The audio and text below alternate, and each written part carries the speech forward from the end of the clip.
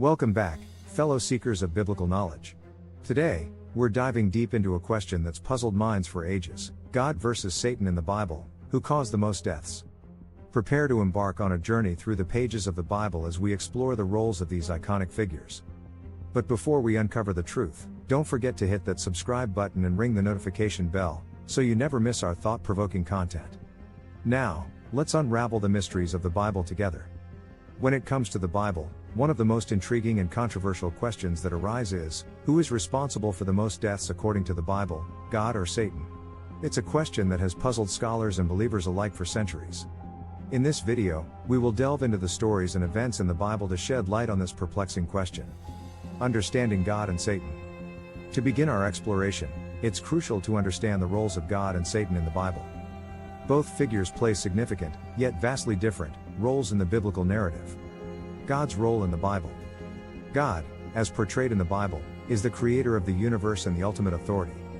He is often depicted as a loving and just God, but there are instances in the Bible where his wrath and judgment are evident. The flood and God's wrath. One of the most well-known instances of God's wrath is the story of the Great Flood. God, displeased with the wickedness of humanity, decided to flood the earth, sparing only Noah and his family. This catastrophic event resulted in the deaths of countless people. Sodom and Gomorrah. The cities of Sodom and Gomorrah faced a similar fate due to their sinful ways. God rained down fire and brimstone, destroying both cities and their inhabitants. Plagues in Egypt. In the Exodus story, God inflicted a series of plagues upon Egypt to secure the release of the Israelites. These plagues, including the death of the firstborn sons, led to significant loss of life. The conquest of Canaan. As the Israelites entered Canaan, they believed it was God's will to conquer the land. This conquest involved battles and casualties among the indigenous people. Satan's role in the Bible. Satan, on the other hand, is portrayed as a fallen angel who opposes God and tempts humanity to sin.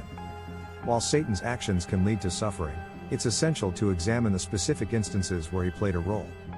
The temptation of Adam and Eve. Satan's most famous appearance is in the Garden of Eden, where he tempted Adam and Eve to eat the forbidden fruit. This act introduced sin into the world, but it did not directly cause physical deaths. Job's suffering. In the book of Job, Satan tests Job's faith by inflicting suffering upon him, but it's worth noting that Satan does not directly kill anyone in this story. The crucifixion of Jesus. Satan's influence can also be seen in the events leading to the crucifixion of Jesus. However, it was ultimately the religious authorities and the Roman Empire that executed Jesus. Comparing the numbers. To answer the question of who caused more deaths, we must consider the sheer scale of events attributed to God's actions in the Bible compared to those linked to Satan. While both figures influenced events that led to suffering, it's apparent that God's involvement in events like the flood and the plagues resulted in the loss of countless lives, whereas Satan's actions primarily revolve around temptation and spiritual struggles. Interpreting the data. Interpreting the data can vary depending on one's theological perspective.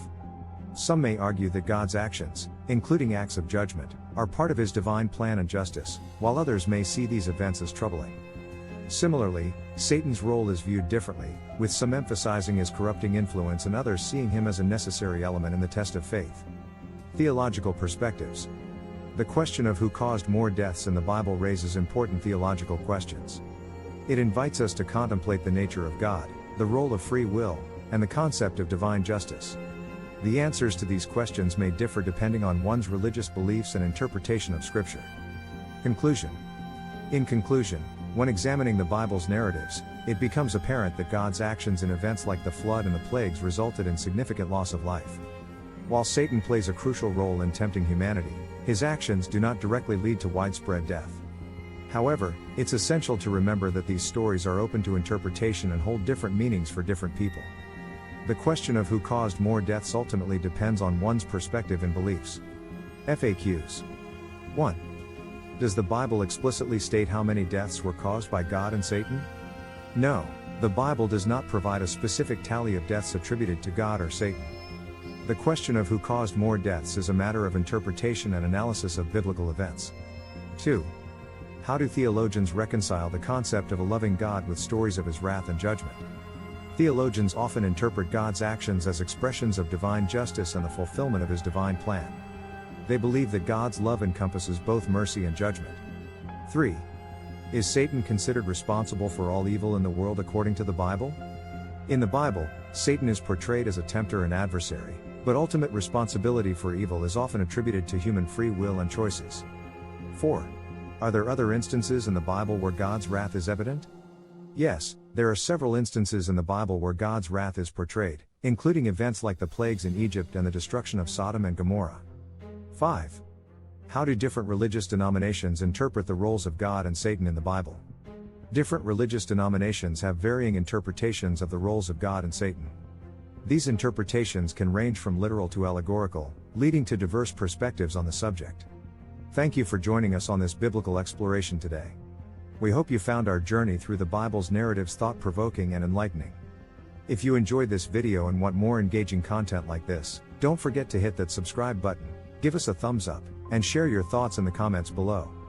And remember, if you have any burning questions or topics you'd like us to cover next, please let us know. Your feedback matters. Until next time, keep seeking knowledge, and may your journey be filled with enlightenment. See you in our next video.